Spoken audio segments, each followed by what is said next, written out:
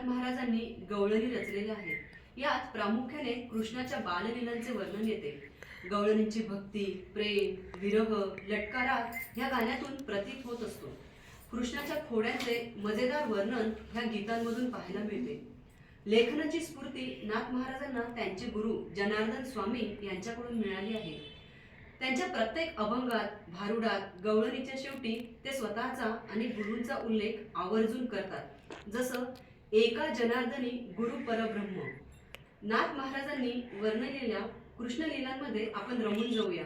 सादर करते मंजुषा संगीत विद्यालय।